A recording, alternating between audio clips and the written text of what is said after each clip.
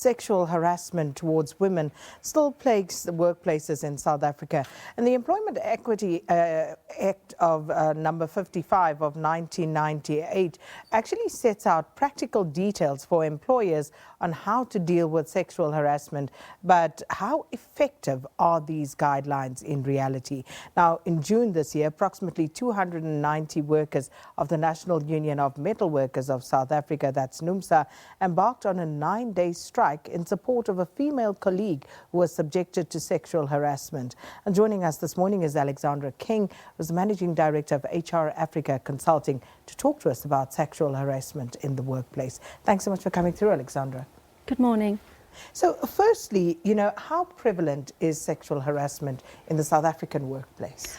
You know what, it's a lot more prevalent than I'd like to say, and it is described as one of the most heinous acts that can actually take place in a workplace environment. I have been in HR now for 17 years, and for me, I would love to say that 17 years ago I had less cases to deal with than I have today, but it is the same. The sad thing is that people are not actually taking into account the forms of sexual harassment and how they actually affect someone else. And when I was preparing myself for today, one of the things that I had to think about is, why is it that people think that it's acceptable to send you inappropriate messages or emails or say things? The difference is that at work, I'm there to earn a living. I have nowhere else to go. I'm there to earn my living, go home, pay my bills. If I was out dating someone, I would be able to turn around and say, you know what, thank you very much, I'm leaving, I'm not going to come back. But in a workplace environment, women unfortunately feel like they have to keep coming back because we are stuck there.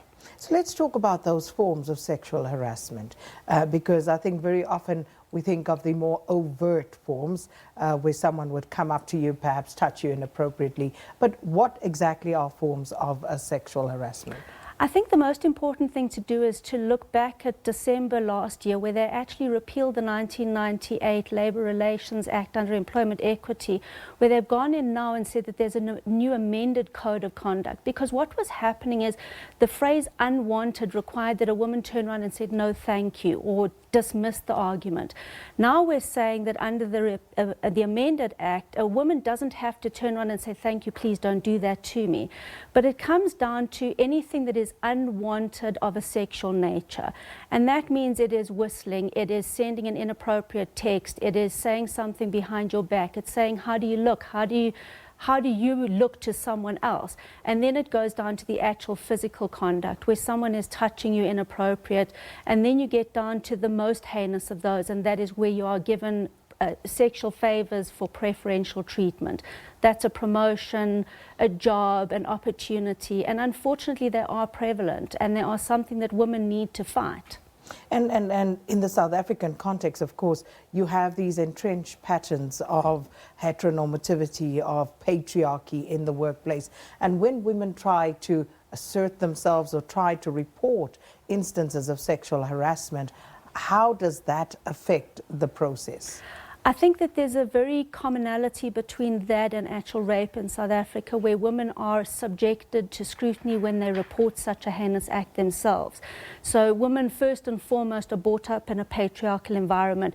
Second of all, we are all taught to love, honor, and obey the man. Then you have your Lobola case, where you have a whole ownership element. It doesn't matter what your race, color, creed is, we're all coming forward with some sort of baggage.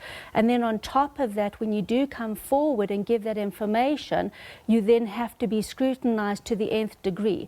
And I understand there have been cases where people have come forward and said things they shouldn't have purely because of victimization, but it does not mean that every woman who's coming forward to report a case is actually someone that is making it up to win favor. And I deliberately included heteronormativity in that because very often, we think of women and how that plays out in a way that we've become kind of accustomed to. But what about, other issues within the very same workplace where others are also subjected to perhaps this sexual harassment?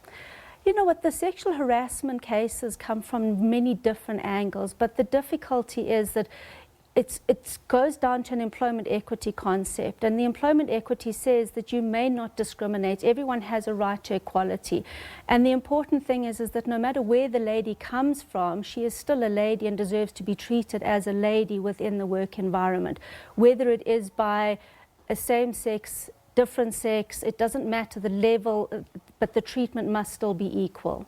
So just for people watching this, perhaps someone who might be suffering, or, you know, people, God forbid, you find yourself in that situation somewhere down the line, how should people go about addressing and actually making sure that they take action against sexual harassment in the workplace? Every organisation, especially after the amended codes that came out in 2005, is required to have a process in place for dealing with sexual harassment. So that means that the organisation will have a grievance procedure or a specific sexual harassment procedure. You would report the case directly to your HR department. If there is no HR department, the most senior person in the organisation, they are legally obligated to then deal with the matter.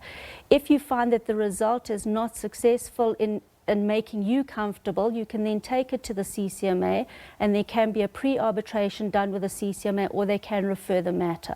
And one of the most important things about the CCMA is you don't have to be unemployed to take something to the CCMA. And for me as an HR professional, we have bodies in South Africa. I myself am a member of the SABC, which means that I have an ethics code of conduct that I must comply with. If I do not comply with that, I should be reported.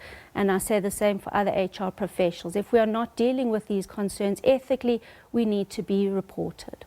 Well, thank you so much for your time this morning, Alexandra King, Managing Director of HR Africa Consulting, speaking to us about sexual harassment against women in the workplace.